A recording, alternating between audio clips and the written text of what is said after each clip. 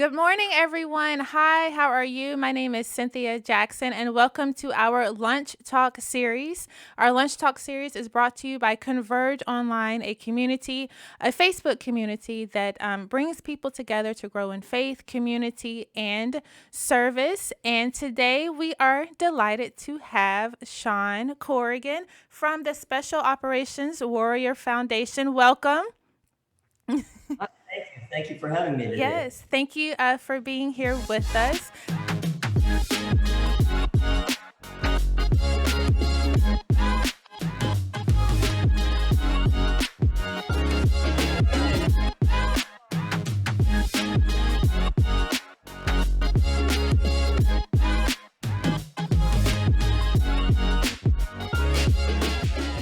Today's lunch is brought to you by none other than Kroger. Kroger Deli. Over here to my left, we have a Caesar and a bacon chicken wrap. And over here to my right, we have the delicious Cobb salad. So it's not local, but it is very tasty and healthy. So go out. Today is about health. Go out and get something healthy today to eat and feed your body with lots of good nutrition. What are you planning on having for lunch today? I'm having leftovers from the chicken and rice I made last night. Yummy. Chicken and rice is always a good go-to. Very, very yummy. Well, again, welcome.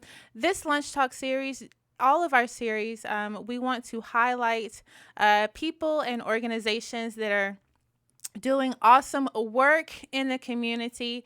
And as we approach Memorial Day, the remembrance of soldiers who have passed on, we wanted to highlight an organization that was helping to support families. And so I did a lot of Googling and research, and I came across this organization. I just thought that it was really touching in the way that you all support people. But before we jump in with questions, you are a military man. You have over 30 years of service. You are retired. So I have to ask, I would imagine that you have traveled quite a bit, right?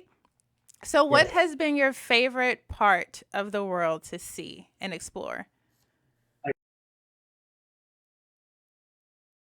I really enjoyed my year at the George C. Marshall European Center for Security Studies in Garmisch, Germany. So it's right on the border with Austria and the Alps. It was beautiful. The food was wonderful, and we were within driving distance of 5 different capital cities in. Nice. So it was an amazing year. Um, really enjoyed that place. Awesome. And so in our last interview with Father's Day approaching, I asked the last father that we interviewed, what has been your best Father's Day gift?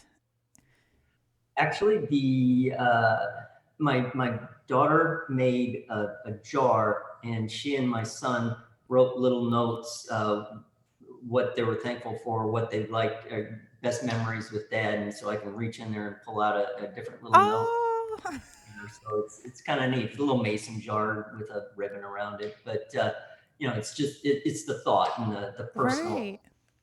It's so I special. I love it. I love it. Maybe that's an idea that I can get my kids to do for, for my husband for Father's Day. So, again, thank you for joining us. For all of those who are watching right now, I want to introduce our guest for today, Sean Corrigan.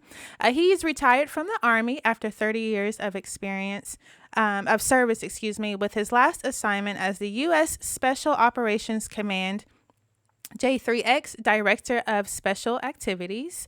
Sean has commanded troops in combat operations in Operations Just Cause, Desert Shield, and Desert Storm, Joint Endeavor, Enduring Freedom, and Iraqi Freedom. He is married and to also a veteran, and they have a 19-year-old daughter and a 15-year-old son. And right now, Sean is serving as the Executive Vice President of Special Operations Warrior Foundation. So, Sean, tell me about the Special Ops and this foundation. When was it established, and Was it established after a special event, or was it just over time that a group of people thought that there was a need? Actually, it was, we trace our roots back to the attempt to rescue the hostages from Iran, Mhm. 24, 25 April 1980. So we had our 40th birthday last Oh, year. nice.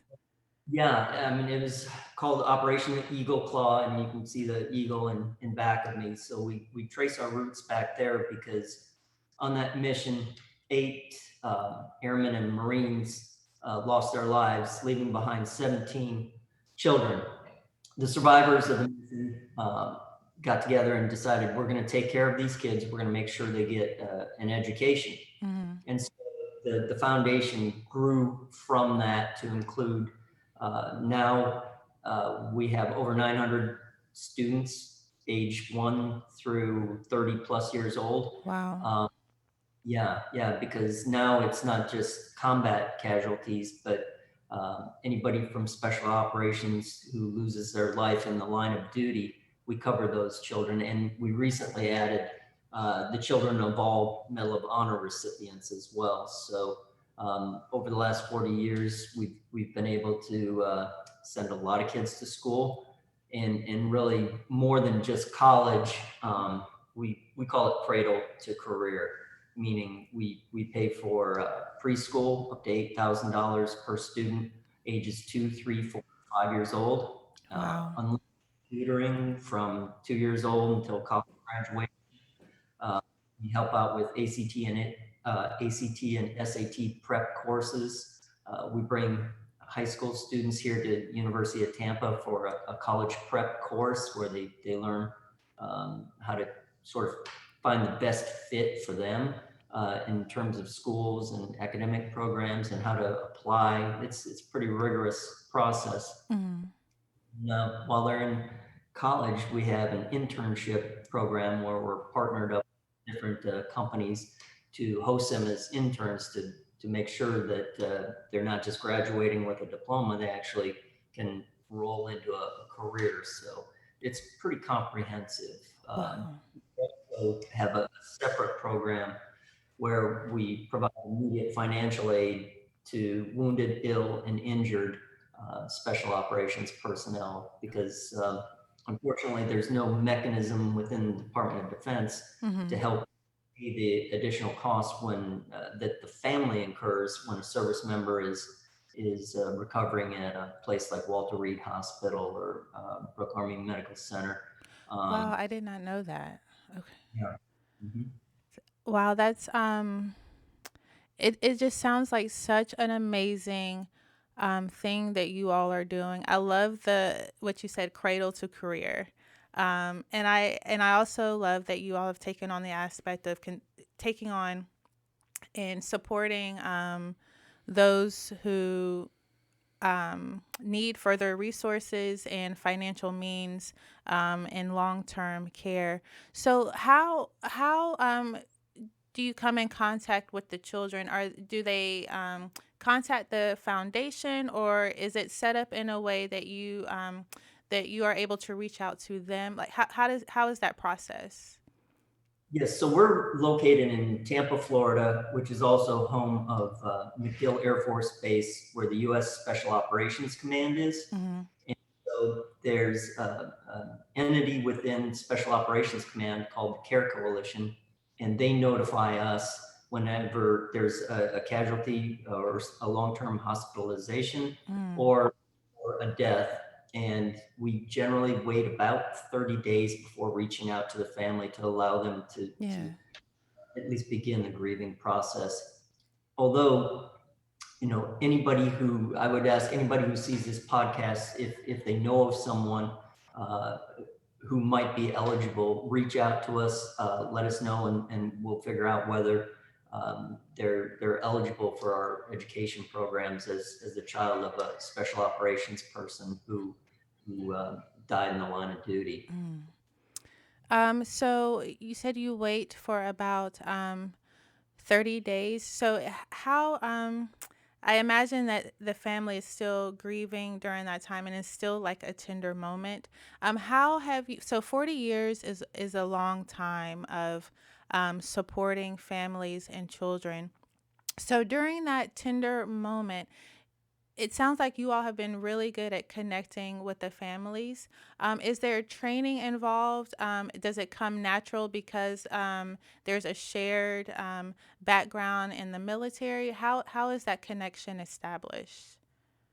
There is a lot of our folks on our staff have connections to the military, either married to a service member or prior militaries. So there's definitely a level of experience. Mm, Our counselors stay with the same family from the beginning of their education journey through the end. So mm, the same counselor is speaking with the parent, at least twice a year, sending birthday cards to the children on their birthday. And mm, then as they get closer and closer, well, if they're using the tutoring, then speaking with them as frequently as we need to on that. But as they get closer and closer to college, then it becomes much more intense in, helping them out with the application process and mm. finding the right school. And we also pay for visits, college visits for Oh, the wow.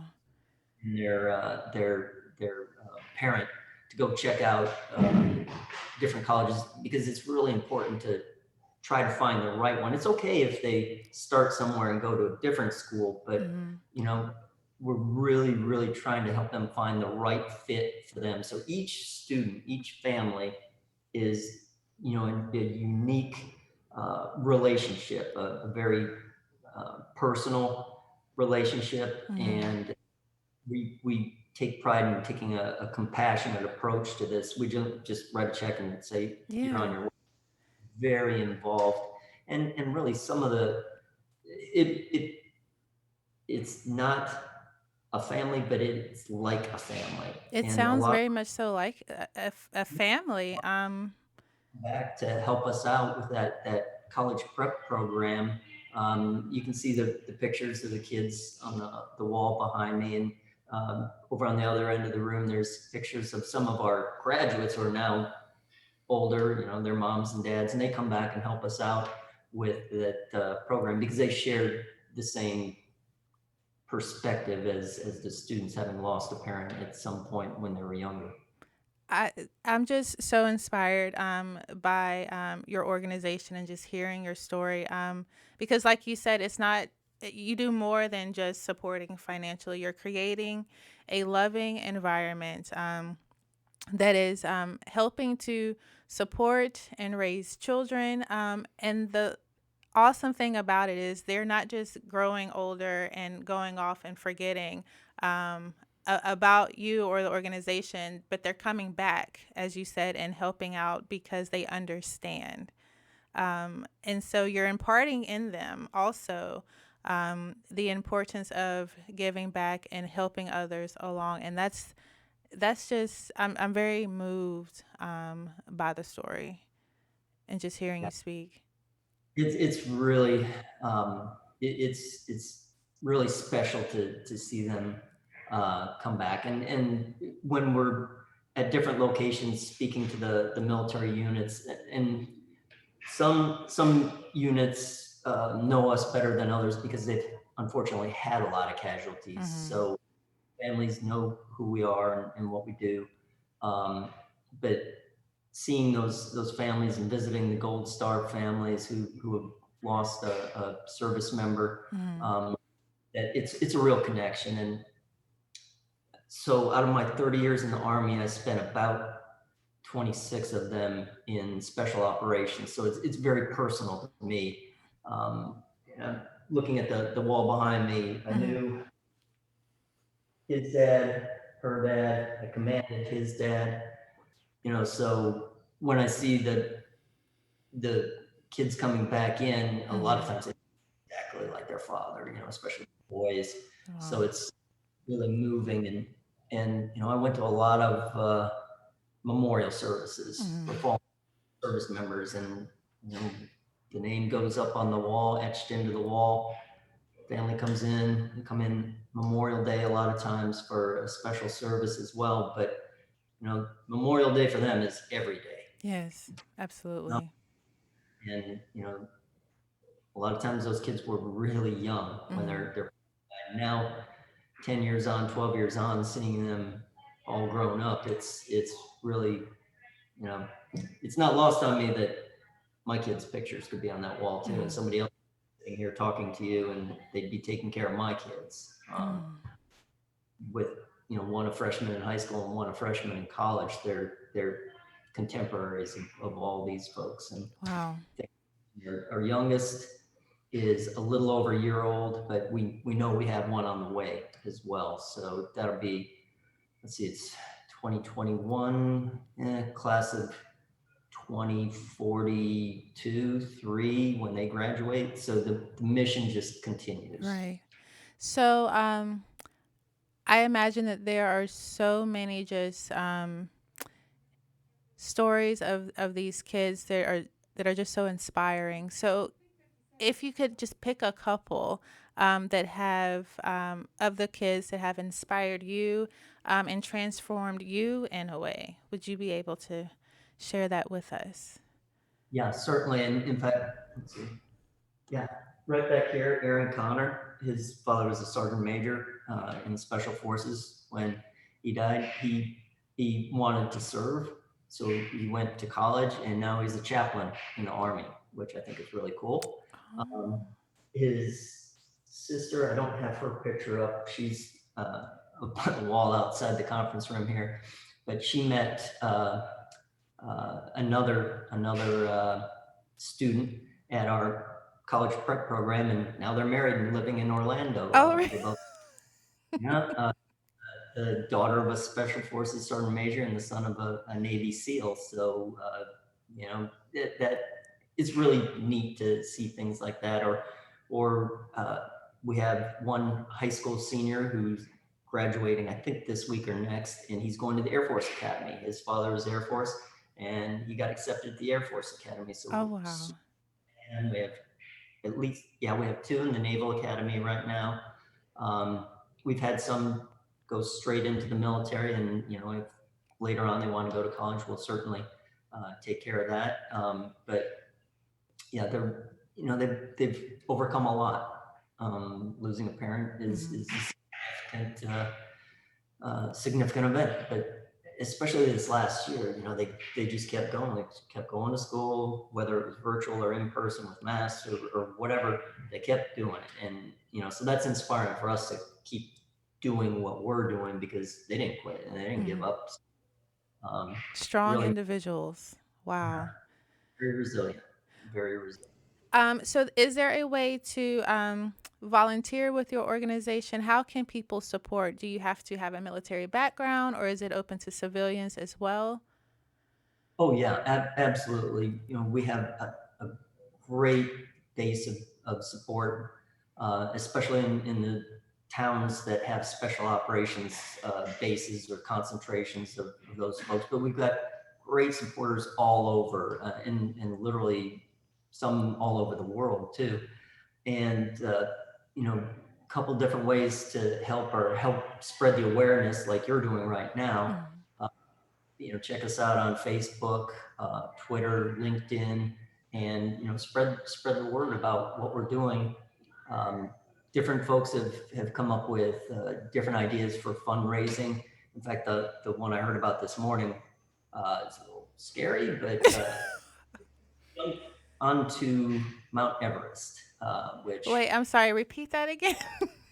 a former SEAL is planning to raise money by parachuting onto Mount Everest, which um, I I did a decent amount of parachuting in my life, but never anything like that or that extreme. So that's just an example. A lot of folks help out with other things, uh, 5K runs, golf tournaments, things Okay, like so that. there's more stuff to do, like actually on the ground.